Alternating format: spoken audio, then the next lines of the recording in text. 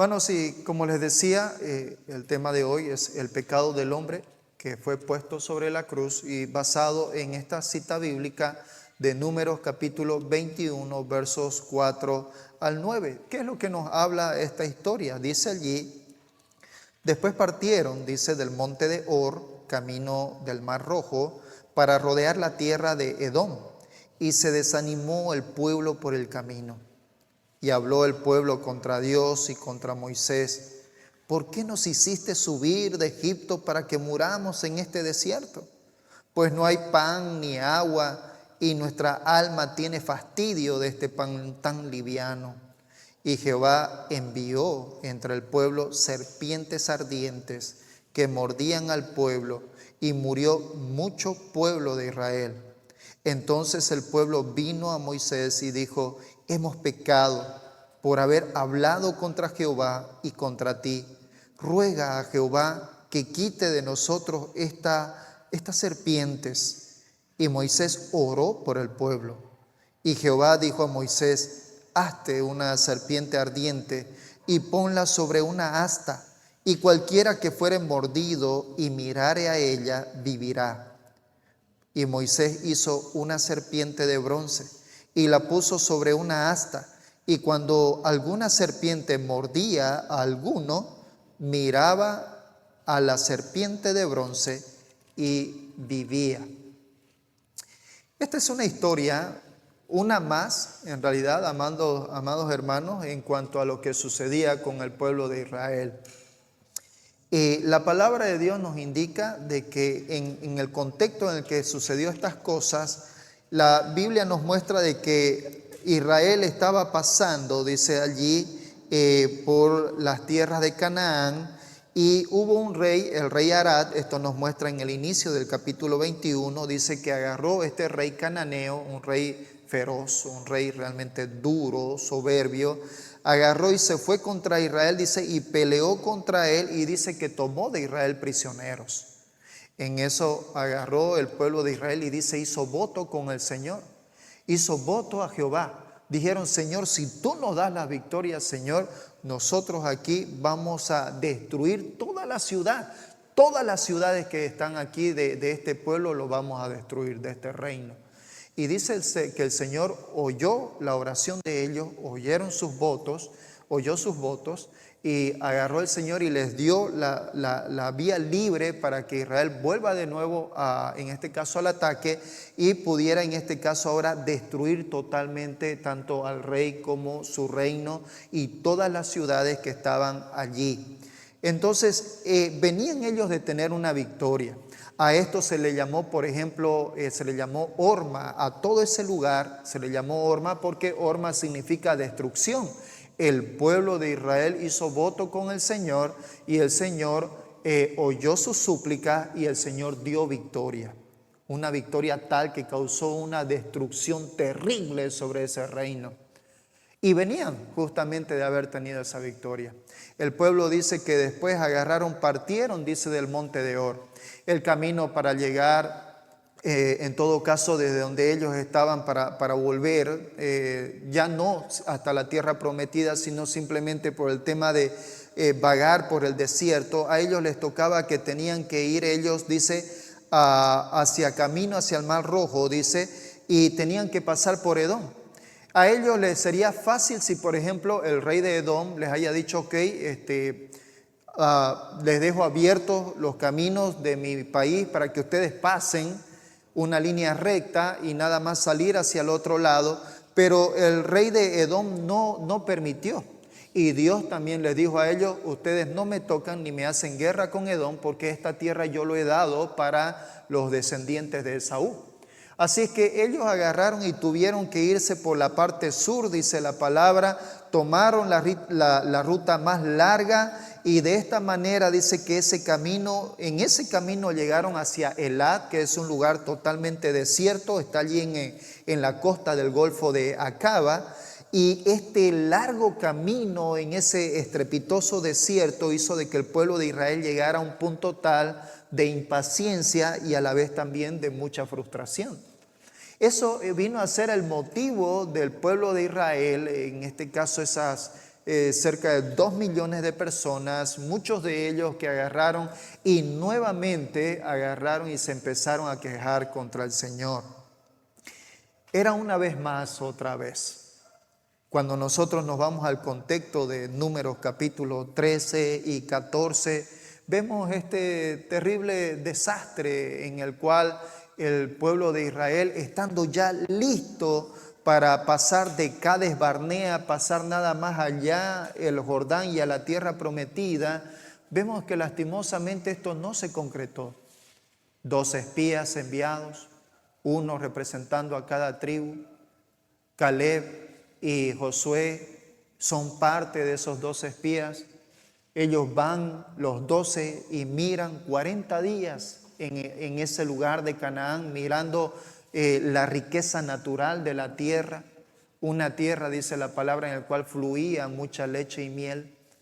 Pero cuando ellos volvieron, en lugar de dar una noticia linda, decir, esto ya el Señor está todo preparado y lo único que necesitamos es creerle al Señor e ir, en lugar de tener esa actitud, 10 de ellos dijeron, no vamos, porque en el momento en que nosotros pisemos esa tierra, ellos son gigantes, nosotros somos como insectos para ellos, nos van a matar y nuestros hijos van a estar para ellos como esclavos. Se olvidaron de todo aquello en lo cual habían visto de Dios. Se olvidaron del poder de Dios. Se olvidaron de todo lo que en cuanto a lo que de Dios habían recibido. Y Dios agarró en estos capítulos 14 principalmente, Dios le dijo, me cansé de ustedes, de su incredulidad, y por todo lo que hasta aquí ha sucedido, ustedes no van a pasar, esta generación no va a pasar a la tierra prometida. Y eso fueron, queridos hermanos, los 40 años que ellos vagaron en el desierto. Y estamos ahora justamente viendo este capítulo 21. Una vez más, otra vez, el pueblo de Israel está en desobediencia contra Dios. Y en este caso, en esa actitud que ellos tuvieron, ese cansancio, fruto de la impaciencia y fruto de la frustración, porque tuvieron que rodear la tierra de Moab, no caminar recto hacia donde ellos iban, sino que tuvieron que bordear la tierra. Todo eso produjo para ellos un cansancio extremo, de tal manera que ellos empezaron ahí a murmurar, dice la palabra, y eso es lo que nos muestra los versos 4 y 5 de este capítulo. Cuando nos dice allí, después que partieron del monte de Hor camino al Mar Rojo para rodear la tierra de Edom, se desanimó el pueblo por el camino y habló el pueblo contra Dios y contra Moisés y dijo, ¿por qué nos hiciste subir de Egipto para que nosotros muramos en este desierto? Aquí lo que nosotros podemos ver, queridos hermanos, justamente es eso, es la desobediencia de Israel contra Dios. En estos versos nosotros podemos ver cómo fue el pueblo que en esa situación de cansancio físico, emocional, ellos agarraron y dieron libertad a sus emociones y empezaron directamente a hablar contra el Señor y a hablar contra Moisés. Estas palabras, por supuesto, fruto del desánimo de ellos por las dificultades del viaje, los israelitas estuvieron y volvieron a murmurar contra él. Ya habían olvidado justamente, y miren ustedes que están culpando a Dios y están culpando a Moisés por algo que en primera instancia era su única responsabilidad de ellos, su única culpa de ellos.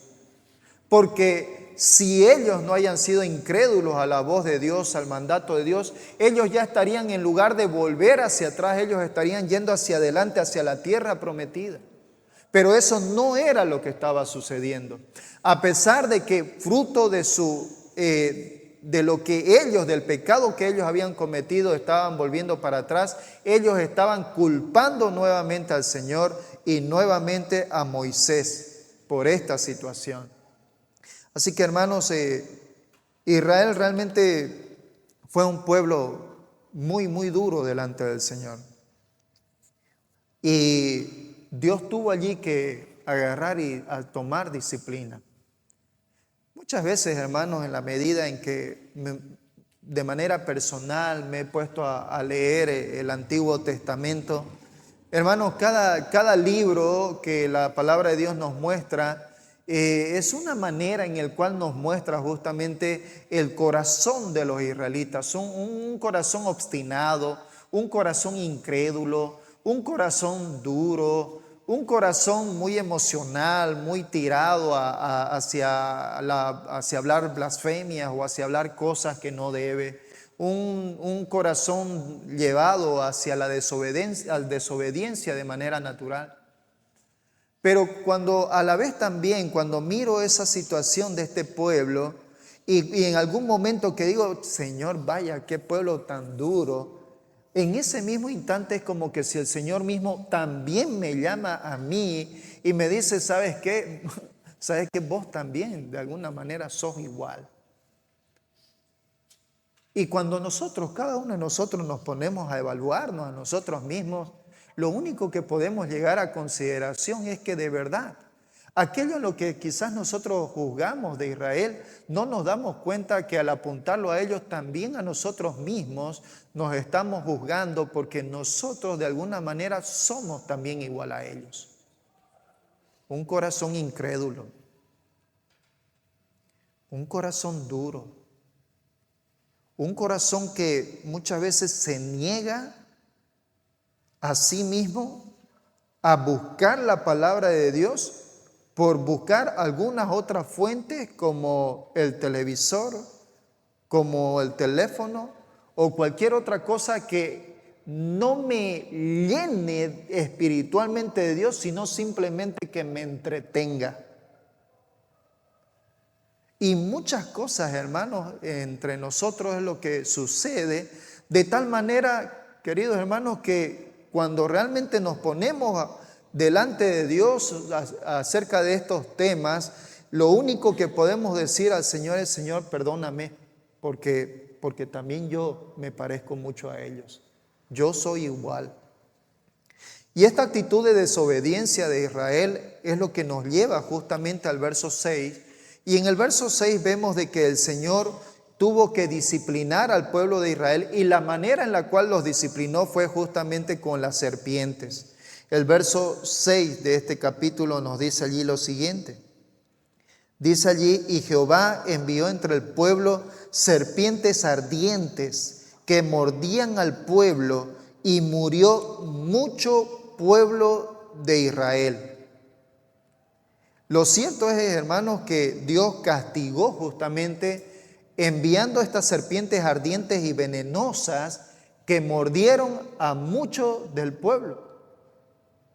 La palabra allí nos muestra de que Dios los envió. Lo cierto es de que estas serpientes ardientes, cuando dice que eran ardientes, se refiere al hecho de que esas mordeduras infligían una inflamación ardiente. Cuando la palabra de Dios dice allí estas serpientes ardientes, está refiriéndose justamente a la capacidad de la mordedura, de tal manera que al momento de morder era un inmediato y constante y permanente dolor que no cesaba y una inflamación no solamente del lugar de la mordedura, sino una inflamación del miembro entero a tal punto de que eso los llevaba a una muerte prácticamente segura. Muchos del pueblo, dice allí, muchos del pueblo allí murieron justamente a raíz de esta situación. Históricamente, por ejemplo, también se nos dice que aún ahora en esta región de Elat, que está allí al norte del Golfo de Acaba, dice que se encuentran víboras venenosas con manchas de color rojo.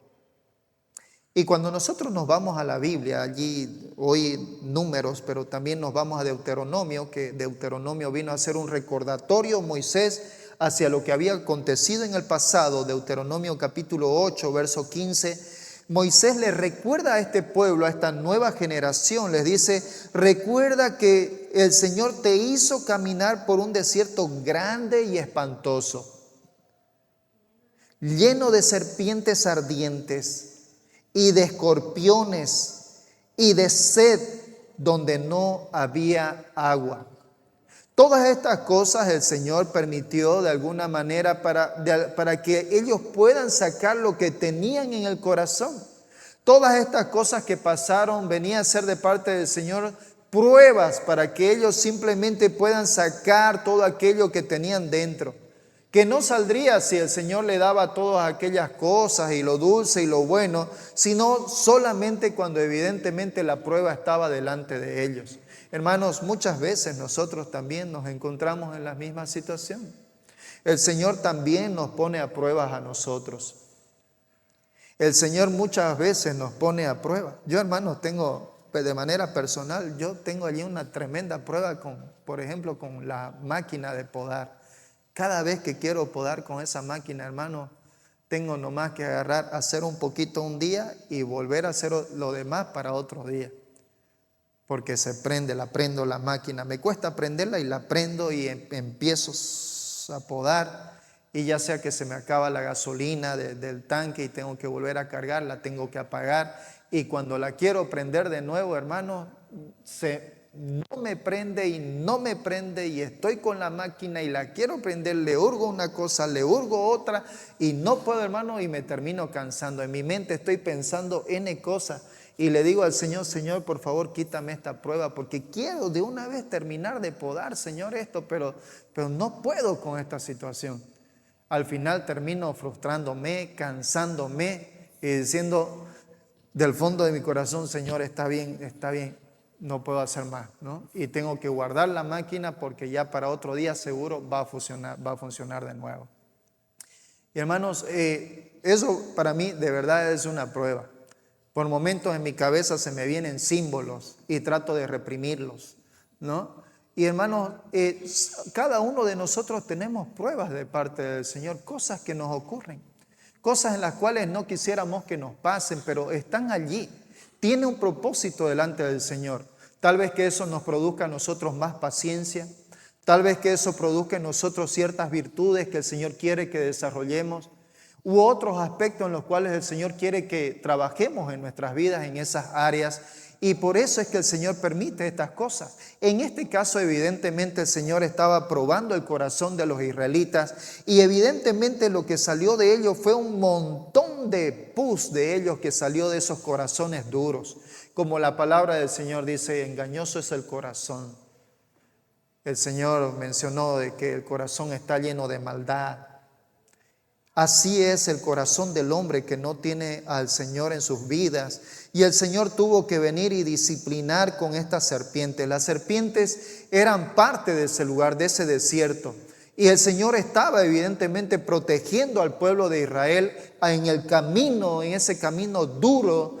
Pero cuando los israelitas empezaron allí a agarrar y a como que a blasfemar y otra vez en ese sentido, entonces Dios agarró estas serpientes para que las serpientes vengan allí a hacer este acto de juicio del Señor.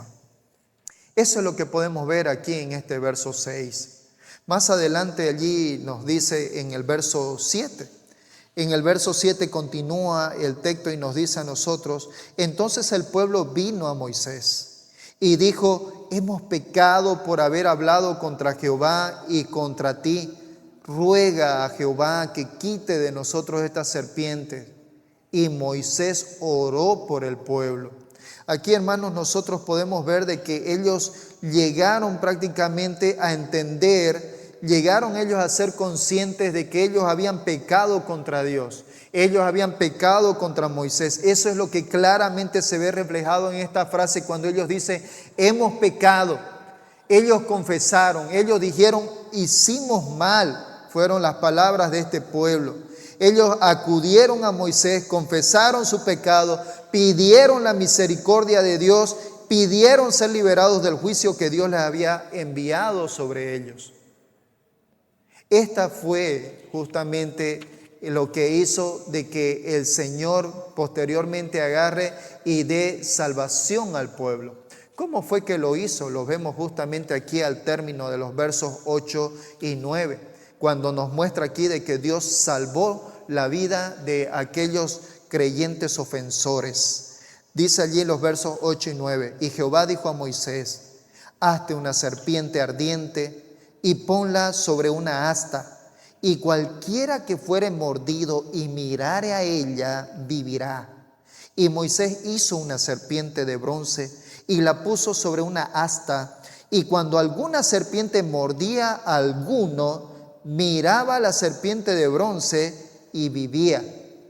Aquí lo que nos está mostrando la palabra es que Dios puso justamente el antídoto para esas mordeduras. El antídoto fue que le dijo a Moisés de que tenía que hacerse una serpiente de bronce. Dios allí evidentemente estaba enseñando al pueblo algo de la fe. Eso era lo que Dios estaba mostrando aquí primeramente al pueblo. Cuando Moisés agarró y se puso a hacer esa serpiente de bronce y lo puso a lo alto para que todo el pueblo que era picado o mordido por la serpiente, lo único que tenía que hacer era, en una actitud de fe, simplemente levantar la mirada y nada más observar, mirar detenidamente a aquella serpiente que estaba enfrente de ellos colgado sobre ese asta. Así es que es totalmente ilógico pensar que mirar una imagen de bronce pudiera sanar a alguien de una mordedura de serpiente. Pero eso es exactamente lo que Dios le dijo a ellos que debían de hacer. Se necesitaba un acto de fe en el plan de Dios para que alguien fuera sanado. Y la serpiente en la vara era un recordatorio de su pecado. Qué interesante, hermanos, la manera en la cual Dios utiliza, la manera en la cual Dios ilustra esta situación. Esa serpiente que estaba puesta allí sobre esa asta era una representación del pecado. Y evidentemente esa asta venía a ser prácticamente como que si fuera una representación de la cruz y nuestro Señor Jesucristo en esa cruz en la cual el pecado estaba siendo cargado evidentemente sobre Él. Así es que todo aquel que era mordido con el mortífero veneno de esta serpiente, lo único que debía de hacer era mirar a la serpiente de bronce y vivía. Eso es lo que nos dice el verso 9. Eso nada más era lo que debían de hacer estos hombres, estos israelitas. Esto nos da la ilustración de la vida del hombre sin Dios. A la vista de Dios, y esto es la enseñanza tal de estos versículos, es que lo que podemos nosotros aplicar a nuestras vidas con respecto a ese suceso en aquel contexto que pasó, es que a la vista de Dios el hombre está envenenado por el pecado y agoniza en el desierto de este mundo. El mundo está, queridos hermanos, envenenado por el pecado. Y lo que hace en este mundo es simplemente agonizar en todo el proceso de su vida. Es lamentable ver, hermanos, tanta situación en la cual nosotros somos testigos. Da tristeza, evidentemente, ver a mucha gente sufriendo. Da tristeza ver a mucha gente rechazando al Señor Jesús para simplemente mantenerse de manera testaruda en aquellas cosas en las cuales ellos aman. Y esto lo que aman evidentemente es naturalmente en contra de Dios. Cuando nos acercamos a las personas y les hablamos de Cristo, cuando llega un momento en que los desafiamos a que ellos busquen a Dios y que ellos crean a Dios y pongan a Jesús en el centro de su vida, muchas veces la reacción de las personas es una actitud de rechazo. Es una actitud natural de decir, sí, no, es verdad, lo vamos a hacer. O sí, ya lo he hecho, pero lastimosamente el decir ya lo he hecho, en realidad su vida misma no refleja justamente esa palabra, esa frase que está diciendo. Muchas personas, lastimosamente, el mundo, como nuestro Señor Jesús dijo, ancho es el camino que lleva hacia la perdición y angosto es el camino que lleva hacia la puerta de la salvación. Pocos son, dice la palabra, aquellos que se salvarán. Y muchos son aquellas personas que lastimosamente, fruto de su propia decisión y de su incredulidad, van camino justamente hacia aquel infierno eterno al cual la palabra de Dios nos llama, nos habla. Así que, hermanos, En este contexto, el Señor les da aquí la solución. La manera en la cual ellos debían o podían salvar sus vidas era simplemente creyendo en que nada más mirando a aquella serpiente en el asta, eso sería suficiente para que el Señor les dé salvación. Y esto evidentemente nos hace recuerdo a lo que nos muestra en Juan capítulo 3, verso 14 al 16. Porque nuestro Señor Jesús utilizó este hecho histórico, utilizó esto para Él mismo hablar, tomarlo acerca de sí mismo en lo que pronto sucedería con Él. La palabra de Dios nos dice allí en Juan capítulo 3, versos 14 al 16, y como Moisés levantó la serpiente en el desierto, así es necesario que el Hijo del Hombre sea levantado, para que todo aquel que en Él cree no se pierda, mas tenga vida eterna. Porque de tal manera amó Dios al mundo, que ha dado a su Hijo unigénito, para que todo aquel que en Él cree no se pierda, mas tenga vida eterna. Hermanos, nuestro Señor Jesús tomó esta parte de la historia y lo utilizó como una ilustración. No es de que Él estaba utilizando esta simbología en que como que si Él fuera aquella serpiente, porque sería totalmente contradictorio, ya que la serpiente venía a ser un símbolo evidentemente de Satanás. Lo vemos allá en el principio de la creación, cuando Satanás se manifestó a Eva, lo hizo justamente a través de la serpiente. Apocalipsis muchas veces nos habla justamente de aquella serpiente antigua. Así que hay muchas maneras en las que Dios menciona a la serpiente utilizándolo como un símbolo o una representación de Satanás.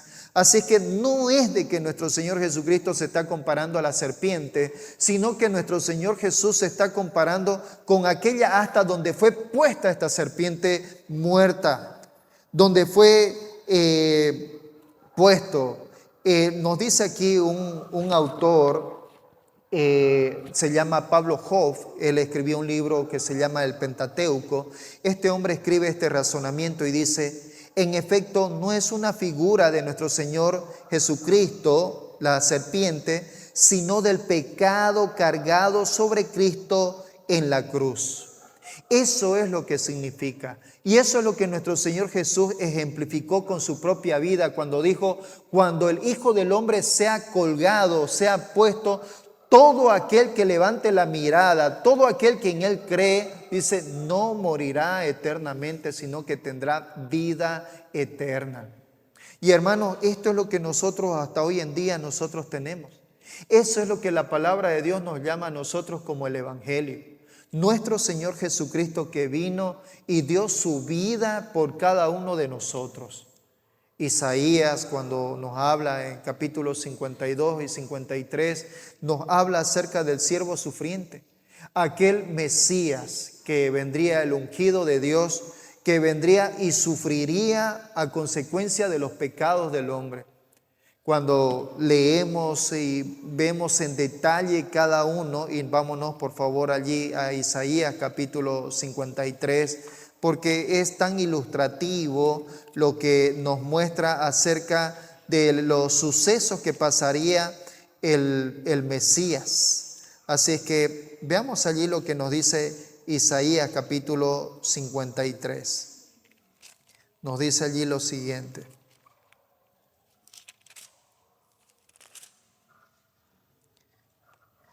Verso 3 nos dice allí: despreciado y desechado entre los hombres, varón de dolores, experimentado en quebranto. Y como que escondimos de él el rostro, fue menospreciado y no lo estimamos. Ciertamente llevó él nuestras enfermedades y sufrió nuestros dolores, y nosotros le tuvimos por azotado, por herido de Dios y abatido. Mas él herido fue por nuestras rebeliones, molido por nuestros pecados. El castigo de nuestra paz fue sobre él, y por su llaga fuimos nosotros curados. Todos nosotros nos descarriamos como ovejas, cada cual se apartó por su camino, mas Jehová cargó en él el pecado de todos nosotros. Afligido y angustiado, él no abrió su boca, como cordero fue llevado al matadero, y como oveja delante de sus trasquiladores enmudeció, y no abrió su boca. La palabra de Dios nos muestra de una manera gráfica lo que nuestro Señor Jesucristo padeció. Maldito todo aquel que es colgado de un madero, dijo Moisés, y nuestro Señor Jesucristo fue colgado de un madero. Y aquella representación histórica de esa serpiente puesta allí sobre ese asta, una serpiente muerta, cabeza abajo, de bronce, era una representación de lo que posteriormente, más adelante, sucedió con nuestro Señor Jesús, en el sentido de que nuestro Señor Jesús fue quien cargó justamente del pecado de cada uno de las personas de la humanidad. Nuestro Señor Jesús cargó con los pecados. La palabra de Dios nos dice allí en 2 de Corintios capítulo 5 verso 21, dice: al que no conoció pecado, por nosotros lo hizo pecado, para que nosotros fuésemos hechos justicia de Dios en él. No que nosotros seamos justos por nosotros mismos, sino que simplemente por lo que Dios hizo en aquella cruz, la palabra de Dios nos dice que nosotros fuimos declarados justos, todos aquellos quienes han puesto su fe sobre nuestro Señor Jesucristo. Todo aquel. La imagen de la serpiente muerta e impotente levantado en aquel palo simboliza la destrucción del pecado y del castigo de la ley. Y aquí nos muestra, y termino con este versículo en Colosenses capítulo 2 versos 13 al 15, nos dice lo siguiente. Termino con este versículo hermoso, hermanos, para nosotros, cuando dice: y a vosotros, estando muertos en pecados, en la incircuncisión de vuestra carne, os dio vida juntamente con él, perdonándoos todos los pecados, anulando el acta de los decretos que había contra nosotros, que nos era contraria, quitándola de en medio y clavándola en la cruz, y despojando a los principados y a todos ellos, y dice que agarró y los puso allí, los mostró públicamente a todos ellos. Hermano, no hay cosa más grande, no hay gracia más grande, no hay misericordia más grande que podamos tener de parte de Dios, que Él mismo envió a su Hijo, a nuestro Señor Jesús, para que por medio de su muerte, por medio de su estadía de esos 3 días allí en esa tumba y su posterior resurrección, por medio de Él, todos y cada uno de nosotros podemos tener vida eterna.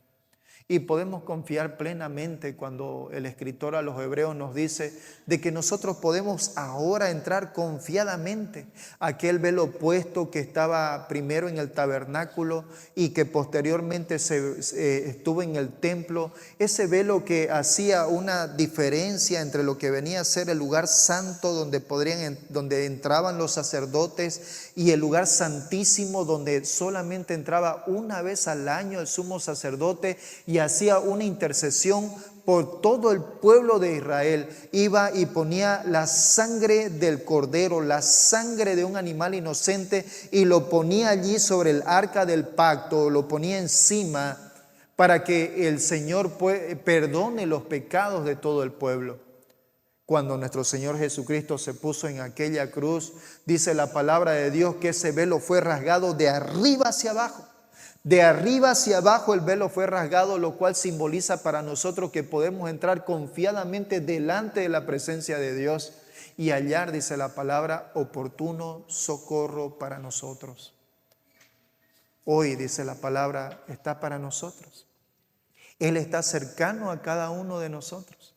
Él está cercano a cada una de las personas que aún no tienen una relación con Él. Él está cercano a aquellos quienes están condenados ahora. Y el Señor está presto ahí diciéndole: mi vida he dado por ti. Ven a mí, acude a mí, cree en mí. Y de la manera como Jesús le dijo a Nicodemo: Nicodemo, te es necesario nacer de nuevo. Todo aquel que nace de nuevo es una nueva persona. Es una persona regenerada. Y es una persona cuyo nombre está escrito en el libro de la vida del Cordero. Hermanos, no hay ninguna otra cosa que podemos hacer delante del Señor que tener una actitud de agradecimiento por lo que Él ha hecho por medio de Cristo. Qué aspecto más lindo el poder considerar lo que Colosenses termina al decir que todos aquellos decretos que nosotros teníamos en nuestra contra de todos los pecados y principalmente de nuestra misma naturaleza de pecado, lo que Él hizo fue agarrar todas esas actas de decreto, dice, y tomarlo y quebrarlo y deshacerlo y mostrarlo públicamente como victorioso. En aquello donde daba vergüenza morir en una cruz, sin embargo, nuestro Señor Jesús asumió esa vergüenza y aún sobre ello el Señor publicó su victoria. Y por supuesto nosotros podemos decir lo que posteriormente el apóstol Pablo dijo: ¿dónde está, oh muerte, tu aguijón? ¿Dónde está, oh sepulcro, tu victoria? Ya no hay, ya no hay, ya no existe. La muerte no se puede enseñorear de todo creyente, porque el creyente tiene vida nueva y vida eterna en Cristo Jesús. Vamos a orar. Señor, gracias, Padre, por lo que has hecho en nuestras vidas. Gracias, Padre, por darnos esta ilustración en ese hecho histórico, lo que nos habla Números capítulo 21, lo que sucedió, Señor, con la desobediencia del pueblo de Israel en murmurar, Señor, contra ti, en murmurar, Señor, contra Moisés. Y Padre, hiciste un acto de disciplina inmediata. Le mostraste que fruto de su pecado, Señor, el juicio estaba a la puerta. Pero a la vez, Señor, fruto de su arrepentimiento, de su genuino arrepentimiento, Señor, le mostraste la salida. Permitiste que ellos vivieran. Les pusiste allí, Señor, una serpiente de bronce sobre un asta, representando, Señor, el pecado de ellos. El pecado que estaba puesto sobre ese asta, que posteriormente fue una representación de nuestro Señor Jesús, cargando, Señor, nuestros pecados, los pecados de todo el mundo, dice tu palabra. Señor, gracias por haberlo hecho. Gracias porque por medio de tu justicia, todos y cada uno de quienes creen en ti somos declarados justos, aunque no lo merecemos. Padre, gracias por tu justicia dada en nosotros. Gracias porque por medio de nuestro Señor Jesús, tú nos ves, Señor, a su perfección. Tú nos ves, Señor, a la imagen de nuestro Señor Jesús. Padre, te encomendamos nuestras vidas. Por favor, no permitas que entre nosotros, tus hijos, Señor, estemos con actitud de incredulidad, de murmuración, de enojo, Señor, contra ti, por pruebas, Señor, que nos puedan suscitar en nuestra vida. Sino, Padre, ayúdanos y, Padre, como dice tu palabra, que juntamente con la prueba, Señor, Padre, que viene, tú estás del otro lado, Señor, ya con la salida lista y abierta y disponible, Señor, con tu ayuda, para que podamos terminar ese proceso, Padre, en victoria. Señor, perdónanos. Perdónanos porque muchas veces nos parecemos al pueblo de Israel de manera individual, en nuestro egoísmo, en nuestro egocentrismo, en nuestra soberbia, en nuestra incredulidad muchas veces. Padre, por favor, perdónanos y ayúdanos a seguirte de corazón, a buscarte con intensidad. Padre, a amarte, a buscarte por medio de tu palabra. Cada día, Señor, cada día, en obediencia a ti. Te rogamos, Señor, que esto suceda en nuestras vidas. Te lo pedimos en el nombre de tu amado Hijo, nuestro Señor Jesús. Amén.